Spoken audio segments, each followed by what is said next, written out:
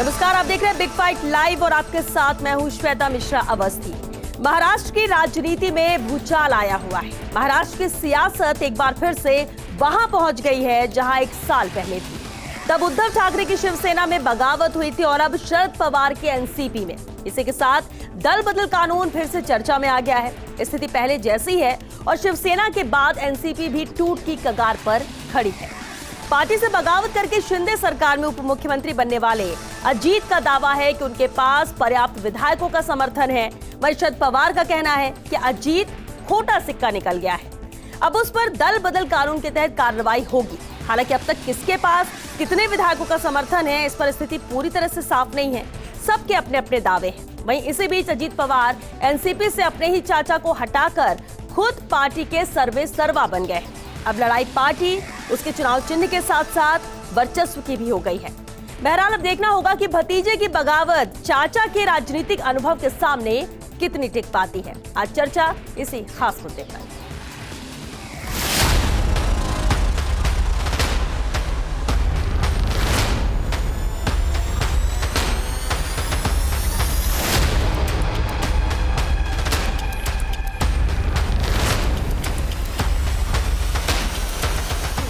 चाचा हाँ भतीजा। और चलिए इस खास मुद्दे पर चर्चा के लिए खास मेहमान हमारे साथ जुड़ चुके। सबसे पहले उनसे रूबरू करा देते हैं आपको। हमारे साथ बीजेपी विधायक वासुदेव देवनानी जी हैं, साथ ही राजनीतिक विश्लेषक AK सिंह जी भी चर्चा में शामिल हुए। बहुत स्वागत है आप दोनों का बिग फाइट लाइव में। कुछ देर बाद कुछ और मेहमान भी जुड़ेंगे, लेकिन शुरुआत देवनानी साहब आपसे ही करते हैं। महाराष्ट्र में जो कुछ हुआ, एनसीपी जिस तरह से टूट की कगार पर है, अध्यक्ष जो कि शरद पवार थे और अब अजीत पवार बन गए हैं सर्वे सर्वा, ये जो कुछ हो रहा है, एक बात कही जा रही है कि ये पूरा जो गेम प्लान है वो बीजेपी का है। जो 1 साल पहले शिवसेना के साथ किया गया वही आज एनसीपी के साथ हुआ। कितनी सच्चाई है इस आरोप पर? श्वेता जी, ये केवल आरोप लगाने वाले आरोप लगाते हैं। सच्चाई तो यह है कि जितने भी परिवारवादी संगठन हैं उनका हश्र यही होता है। आप इसके पहले का भी देख लें, जो एक व्यक्ति पर आधारित और केवल उनके परिवार की बिटिया, उनके भतीजे, उनके भाई, उनको जो पदाधिकारी बनाते हैं, तो उसमें कहीं ना कहीं जब आपने इंटरेस्ट और इनके क्लैश होते हैं, ईगोज क्लैश होते हैं, तो उस पार्टी का हश्र ये होता है। ये इस पार्टी का हुआ है। यानी वर्षों से शरद पवार अध्यक्ष बने हुए थे और इन्होंने भी अपने कार्यकाल में कांग्रेस के साथ ऐसे ही धंधे किए, ऐसे ही काम किए जो क्या पार्टी को तोड़ा, कभी जोड़ा, मतलब अपने स्वार्थों के अनुसार, और अपने आप को किंग मेकर बना रहे थे। और जैसे ही इन्होंने अपनी बेटी को पार्टी की कमान संभलाई तो भतीजे के सारे अरमान ध्वस्त हो रहे थे, इसलिए उन्होंने भी अपनी दिखाई। इसमें न तो किसी राजनीतिक पार्टी बीजेपी का कोई रोल है, ये तो इनके आंतरिक है। इसके पहले शिवसेना का भी यही था। शिवसेना ने बेमेल समझौते जब किए और वहाँ उद्धव ठाकरे और उनके बाद उनका लड़का उसको सब मंत्री बनाएंगे और शिवसेना के अंदर और कोई सलाह मशवरा नहीं होगा, तो फिर उनके पार्टी का भाषण यही हुआ।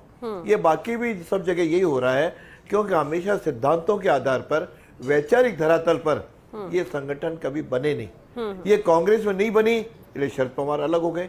तो शरद पवार का कोई वैचारिक कोई धरातल कि ये उनका मैनिफेस्टो है, ये उनका सोच है, इस प्रकार का कभी बना ही नहीं। तो इस प्रकार के संगठन, इस प्रकार हश्र हुआ। जब अपोजिशन को लगता है कि हमारी पार्टी टूट गई, तो अभी भी आज देखा बहुमत का बात करेंगे नहीं।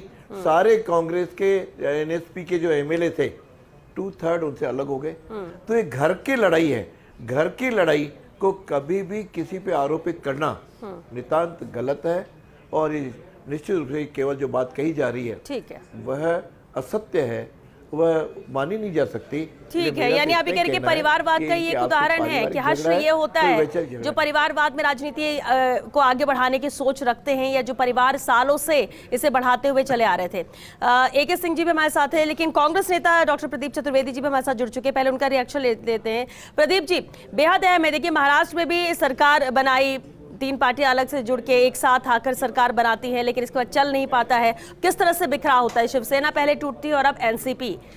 और आप लोग बार बार एक बात कहते हैं कि बीजेपी ये करती है। बीजेपी सीधे कह रही है कि हमारा तो कोई रोल ही नहीं है, अंदरूनी लड़ाइयां हैं और इसका फायदा क्या माने 2024 के लिए फायदेमंद होगा बीजेपी के लिए इस तरह से टूटना है एनसीपी का महाराष्ट्र में खास तौर से?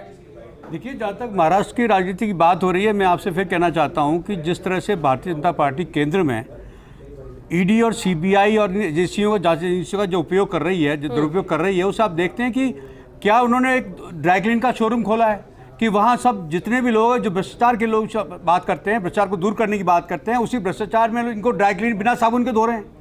तो सवाल यह है कि पार्टी में उन लोगों के लेने की कोई प्राथमिकता तय नहीं है। जिस पार्टी में 11 करोड़ लोगों को मिस कॉल से मेंबर बना लिया गया, वहाँ मंत्रियों को लेने की कोई प्राथमिकता तय नहीं है। भ्रष्टाचारी हों, चाहे जिस तरह भी उनकी पब्लिक इमेज अगर खराब भी है, उसके बावजूद भी भारतीय जनता पार्टी सरकार बनाने के लिए किसी भी हद तक जाने की स्थिति में है। तो भारतीय इस देश की लोकतंत्र में जिस तरह की सरकारों को बनाने का जो ठेका और जिस तरह का तरीका जो अपनाया है भारतीय जनता पार्टी ने, उसमें लोकतंत्र कहाँ स्थान रखता है? लोकतांत्रिक मूल्यों के लिए सरकार को लोग बनाते हैं, तो आप ये कह रहे हैं कि अपनी सेवाओं के लिए बात करते हैं। डर की वजह से लोग जा रहे हैं कि हम जांच के दायरे में नहीं आएंगे, हमारे जेल जाने का निश्चित तौर पर दुरुपयोग किया जा रहा है, उनसे दबाव बनाया जा रहा है। आप मुझे बताइए कि अगर आपको पता है कि जिनके ईडी के और सीबीआई के जिन पर केस चल रहे हैं, आपने ये बात भी नहीं कही कि साहब जो लोग जांच में खरे पाए जाएंगे उनको बदलेंगे, लेकिन सवाल है कि आप तो कहते हैं कि सब धुले हुए हैं। तो भ्रष्टाचार की बात जो पार्टी कर रही है इस देश में कि भ्रष्टाचार को दूर करेंगे, सुशासन देंगे, लोगों की बात करेंगे, तो ये हो क्या रहा है? और सवाल इस बात का है कि सारा देश देख रहा है कि किस तरह से भारतीय जनता पार्टी दूसरी पार्टियों की चुनी हुई राज्य सरकारों को गिराकर तोड़ ताड़ करके जो काम कर रही है, इस तरह के नया लोकतंत्र की जो बात कर रहे हैं, जो पूंजीपति बात की बात हो रही है, जिस तरह से लोकतंत्र को कुठाराघात हो रहा है, वो दुनिया देख रही है, कांग्रेस भी देख रही है। कांग्रेस आने वाले समय में उस प्रदेश में अभी तो भारतीय जनता पार्टी और शिवसेना में चल रहा है, आज एनसीपी की बात चल रही है। हम आने वाले समय में देख रहे हैं कि राजनीति किस करवट ले रही है, उस हिसाब से हम रणनीति तैयार करेंगे महाराष्ट्र में। ठीक है, AK सिंह जी का रुख करते हैं, राजनीतिक विश्लेषक हैं। AK सिंह जी, देखिए आपने प्रदीप जी को भी सुना, वासुदेव जी ने भी अपनी बात रखी, लेकिन एक सवाल है जो जरूर उठ रहा है। सवाल ये कि इस पूरे घटनाक्रम जो हुआ महाराष्ट्र में, उसका सूत्रधार है कौन? क्योंकि एक तरफ तो ये कहा जा रहा है कि बीजेपी का कोई लेना देना नहीं है, परिवारवाद को लेकर परिवार के अंदर की लड़ाई थी और इस तरह से ये बट गई है, टूटने की स्थिति में आए और इस तरह से फायदा इनडायरेक्टली कहीं ना कहीं बीजेपी का हुआ। दूसरी तरफ, क्या वाकई में आपको लगता है कि शरद पवार के लिए ये जो कुछ हुआ वो शॉकिंग था, या उनको पहले से अंदेशा था, या उनकी भी कहीं ना कहीं सहमति किसी बात को लेकर रही हो पर्दे के पीछे?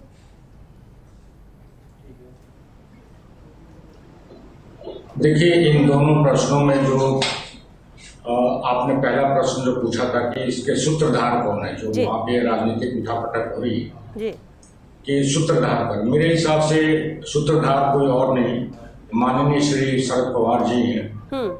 इनके कर्म, देखिए हमारे शास्त्रों में कर्म के फल की बात की गई है। इनके 3 ऐसे कर्म हुए हैं जो मुझे लगता है कि अंततः जो है वो जो बोलते हैं ना कि Karma will catch up with you, या कर्म अपना पता नहीं भूलता है, वो लौट करके जरूर आता है।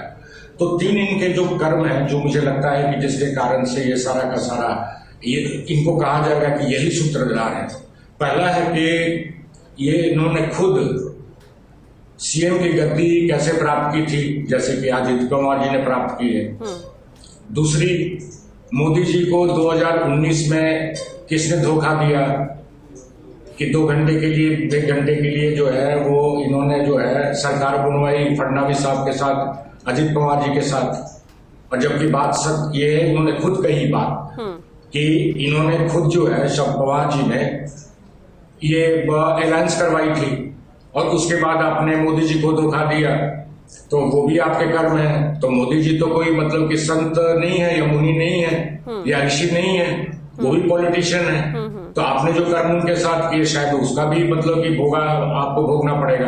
और अंततः जो पूर्व के हमारे प्रवक्ता ने कहा है, बीजेपी की जो प्रवक्ता है, ये पुत्री मोह जो है, धृतराष्ट्र वाली पुत्री मोह जो है, जो कि हमारे यहाँ कई परिवारवादी पार्टियों में है, तो पुत्री मोह, तो ये 3 कारण है इनके कर्म जो है, जिसके कारण से इन्हें कहा जाएगा कि इसके सूत्रधार है। अब आगे क्या होने वाला है देखिए, बहुत क्लियर है, मुझे जो दिख रहा है कि एक तो उद्धव जी की शिवसेना और पवार साहब की एनसीपी, इन दोनों का निकट भविष्य में तो मुझे लगता है कि बहुत बुरा हाल होने वाला है।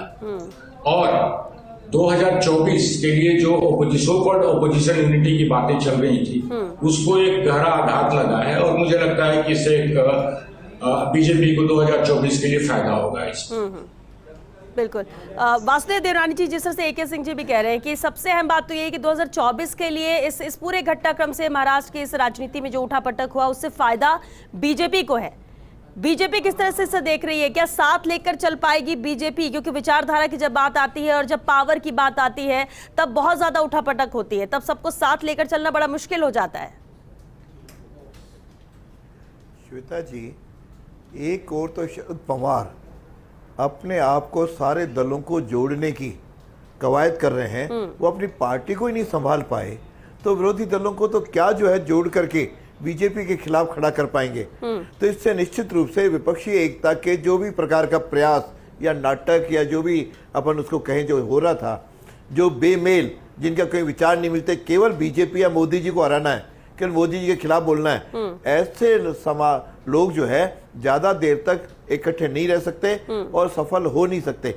कोई ना कोई इशू होना चाहिए, देश का कोई इशू हो, यहाँ किसी डेवलपमेंट का कोई इशू हो, कोई विदेशी नीतियों का कोई इशू हो, या कोई इशू तो है नहीं, केवल एक ही है कि मोदी जी को किस तरह से हमको हराना है। जब तक ये लोकतंत्र की बात करते हैं, लोकतंत्र की हत्या तो कांग्रेस ने की है, यानी 93 बार राज्य सरकारों को भंग किया है। और ये राजस्थान की बात करूं तो अशोक गहलोत ने इस सत्र का 2 साल से 17वां साल न करके हम सारे MLAs को प्रश्न पूछने के अधिकार से वंचित कर दिया। काहे का लोकतंत्र की बात करते हो? कहे कि तुम जो है अपने उप मुख्यमंत्री और पूर्व के उनके ऊपर आरोप लगाते हो, नकारा निकम्मा उसी के साथ बैठते हो। न तो कोई इनकी चाल है, न कोई चरित्र है, न कोई पॉलिटिकल सोच है, यानी कांग्रेस को तो किसी तरह का कोई अधिकार ठीक है वासुदेव जी, ये आपके विचार कांग्रेस को लेकर है, कांग्रेस में ऐसे कुछ विचार बीजेपी को लेकर रखती है। क्या ठीक है, तस्वीरें बदलती रहती है, इसलिए तो कहते हैं कि राजनीति में कब कौन किसके साथ आ जाए कुछ कहा नहीं जा सकता है, कब दोस्त दुश्मन बन जाए, दुश्मन दोस्त, ये भी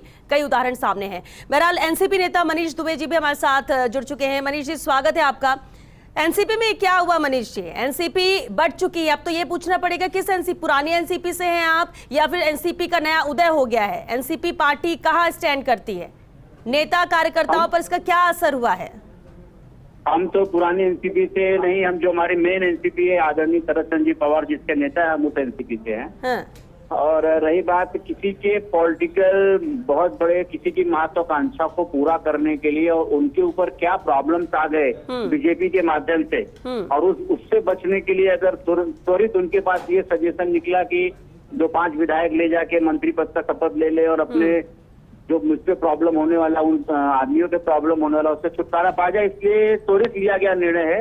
लेकिन इसका पूर्वगामी जो परिणाम होंगे बहुत भयानक होंगे उन सभी के लिए, और उनको ये भुगतना पड़ेगा इन चीजों के लिए, क्योंकि उन्होंने जन सामान्य जनता ने जो एक तरफ भारतीय जनता पार्टी हमारी नेशनलिस्ट कांग्रेस पार्टी को नेशनल करप्ट पार्टी बोलती थी, उसी भारतीय जनता पार्टी के लोगों के साथ में आप सरकार में शामिल होंगे।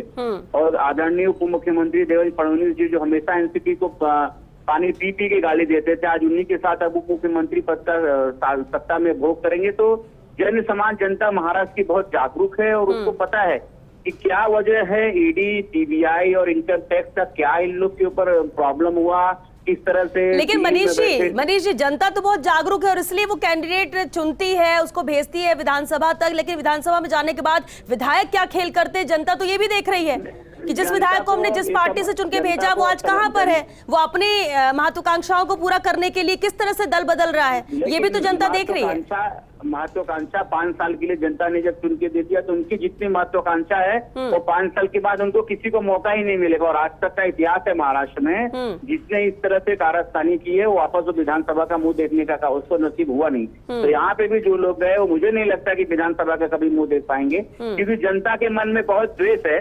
आदरणीय पवार साहब ने जो महाराष्ट्र के लिए किया और उस पवार साहब के 83 साल की उम्र में अगर उनको किसी तरह से उनकी जो सहकारी है, जिनको 2 रुपए और साइकिल से जिन लोग जो साइकिल में चलते थे, आज उनको हवाई जहाज में ले जाने का काम पवार साहब ने किया, सब कुछ किया पवार साहब ने।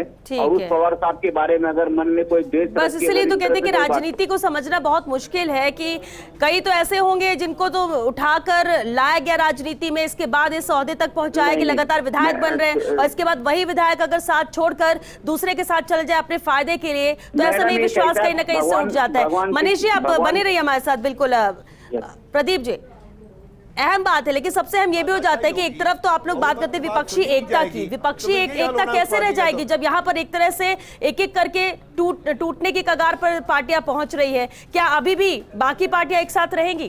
कांग्रेस के साथ आने की, विपक्षी एकता की जो बात कर रहे थे, इसमें भी तो कहीं ना कहीं प्रहार हुआ है, झटका लगा है। जी जहां तक देखिए बात विपक्षी एकता की बात आपने की है, मैं आपसे कहना चाहता हूं कि जो भी इस नेतृत्व में आगे आकर राजनीति को साधने की कोशिश कर रहे हैं उसमें शरद पवार जी का नाम प्रमुख रूप से आता है। और शरद पवार जी पूरे विपक्ष की एकता के बारे में जो बात कर रहे हैं, उनका सामंजस्य सत्ताधारी पार्टी से भी रहता है, वो विपक्षी दलों से भी रहते हैं। उनको अपनी पार्टी में जिस तरह का माहौल था, जिस तरह से भारतीय जनता पार्टी ने उनकी दल को तोड़कर सरकार बनाई है, मैं समझता हूं कि उन्होंने विपक्षी एकता में बात की है लेकिन अपने दल को संभाल नहीं पाए। मैं समझता हूं उनका एक कमजोर पक्ष है। उसके साथ साथ ही मैं आपसे कहना चाहता हूं, वे राष्ट्र में एक नेता के रूप में उभरना चाहते हैं, वो सारी पार्टियों मिलकर के सामूहिक रूप से एक नेतृत्व करना चाहते हैं। लेकिन सवाल यह है कि अगर अपनी पार्टी की मजबूती उनके साथ नहीं है तो मेरा मानना यह है कि उनका दावा साबित नहीं होता है। जहां तक भारतीय जनता पार्टी की बात है, देवनानी जी मेरे वैसे मौजूद हैं, आपने राजस्थान में खरीद फरोख्त से सरकार गिराने की कोशिश की, आप उसमें विफल रहे। आपने पैसे के दम पर, भ्रष्टाचार के दम पर जो सरकारें गिराई हैं उसका इतिहास और उल्लेख पूरे देश में है और लोग देख रहे हैं। आप लोकतंत्र को किस तरह खरीद बेच रहे हैं, आपकी लोकतंत्र में आस्था नहीं है। आप लोकतंत्र को मंडी बना दिया आपने। आपने जिस बात की है, राजस्थान की बात करें तो राजस्थान में विकास की बात हो रही है। आपने लोकतंत्र को मंडी में एक सामान की तरह बेचने का विकास किया। आपको शर्म आनी चाहिए। आप धन बल के बात पर तो सरकारें तोड़ रहे हैं। आप अगर 5 लोगों को 9 लोगों को शामिल नहीं करते तो सरकार नहीं होता। भ्रष्टाचार की बात नहीं कर रहे हैं आप लोकतंत्र की बात नहीं कर रहे हैं। प्रदीप जी आप जो आरोप लगा रहे हैं उसी का जवाब नहीं देते। वासुदेव जी कोई बोलने नहीं दिए। वासुदेव जी, प्रदीप जी ने तो एक के बाद एक कई प्रहार कर दिए बीजेपी पर। राजस्थान में अशोक गहलोत ने 2 बार तोड़ा, यानी उसको ये भूल गए। प्रयास पार्टी को तो तोड़ने वाले यही रहे। वो लोकतंत्र का सबसे बड़ा सिपाही है इस देश में। आपसे ये खंडित सरकार नहीं हो पाई। अरे आपके मंत्री एक्सपोज हुए, गजेंद्र सिंह शेखावत एक्सपोज हुए, आपके मंत्री एक्सपोज हुए। किसका दावा करते हैं आप? आपने नकारा निकम्मा कहा, उसके खिलाफ आपने छोड़िए। राजस्थान को छोड़िए, सुनिए प्रदीप जी, खरीद बेचने का काम जो आप कर रहे हैं। प्रदीप जी, वासुदेव जी, प्रदीप जी एक मिनट। प्रदीप जी ठीक है, हम राजस्थान की बात भी कर लेंगे, लेकिन अभी हम क्योंकि महाराष्ट्र की बात कर रहे हैं, AK सिंह जी चरित्र ऐसा है, एक मिनट चरित्र की बात करनी पड़ेगी। ये खरीद फरोख्त में विश्वास करते हैं, ये लोकतंत्र में विश्वास नहीं करते। ठीक है, ये क्या करते हैं वो भी देख रहे हैं और आप भी क्या करते हैं, कांग्रेस भी वो भी देख रहे हैं। बीएसपी को जोड़ा, ये बताओ क्यों मंत्री बनाया? AK सिंह जी आपसे सवाल है सर। AK सिंह जी, एक अहम सवाल ये भी उठता है, देखिए एक तरफ तो विपक्षी एकता की बात की जाती है, इस बीच महाराष्ट्र का इतना बड़ा घटनाक्रम हुआ, दूसरी तरफ ये भी कहा जा रहा है कि शरद पवार मुलाकात मोहन भागवत से करते हैं। बिहार की बात करें तो वहां पर भी बैठकों का दौर शुरू हो चुका है। क्या वाकई में जो विपक्षी एकता एकजुट हो रही थी, क्या वापस वो उनके साथ जाएगी जिन्हें छोड़कर वो एकता की बात कर रहे थे? क्या दूसरे राज्यों में भी कुछ ऐसी तस्वीर और सुगबुगाहट है?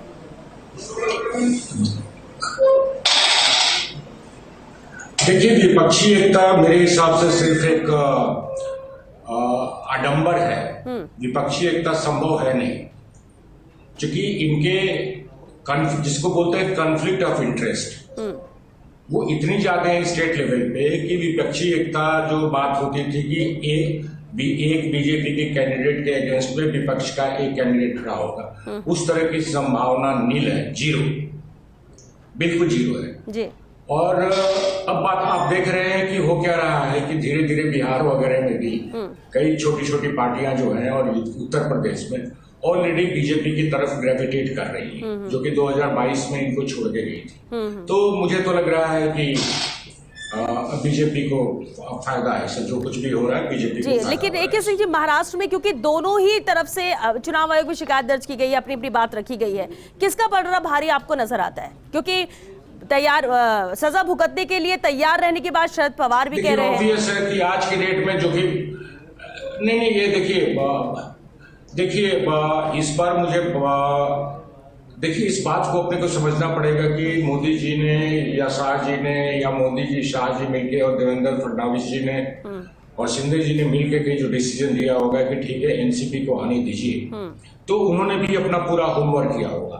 इसके अतिरिक्त अगर आप देखेंगे तो आज जो टीवी पे जो भी सूचना आ रही है कि अजीत पवार जी के पास करीब 33 या 34 विधायक हैं और उनके पास करीब 15 या 14 हैं, इस तरह करके हैं। तो देखिए, अगर ये चूंकि खुलासा हो गया है तो एक आश्चर्य नहीं होगा ये कि शरद पवार जी की ओर से कुछ और लोग जो हैं अजीत पवार जी की तरफ चले जाए। तो मेरे हिसाब से तो अब वहां की राजनीति में क्या होने वाली है, आप पिछली बार अगर लोकसभा का देखेंगे तो ऑलरेडी जो है टोटल 42 सीट्स है शायद, मेरे को जहाँ जो भी लगता है। देखिए, एनसीपी के पास 3 है, कांग्रेस के पास 1 है, इसी तरह के कुछ है वहां पे, और शिवसेना है।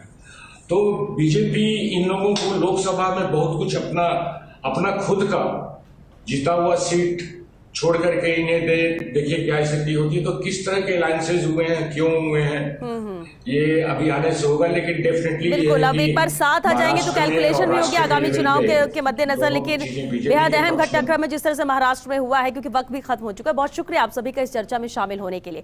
तो देखिए, वर्चस्व की लड़ाई है, दावों की बात की जाए, दोनों तरफ से अपने अपने दावे किए जा रहे हैं। पूरा पावर गेम है जो खेलने की कोशिश की गई है, और कल तक एनसीपी की पावर किसी और के हाथ में थी, आज किसी और के हाथ में। लेकिन एक मैसेज जरूर जाता है यहाँ पर, जिस तरह से वंशवाद की बात की जा रही थी कि बेटा बेटी भतीजा भतीजी इन्हें अपना साम्राज्य सौंपा जाए, इन्हें आगे बढ़ाया जाए। अब तो ये हो गया कि आप बढ़ा रहे हो तो ठीक, वरना हम तो छीन लेंगे। और महाराष्ट्र में कहीं ना कहीं नजर आता है। तो ये भी एक तस्वीर राजनीति की देखने को मिले। आने वाला वक्त बताएगा कि आखिर महाराष्ट्र में खासतौर से एनसीपी का भविष्य क्या रहता है। चलिए इसी के साथ बिग फाइट लाइव में आज के लिए बस इतना है। नमस्कार।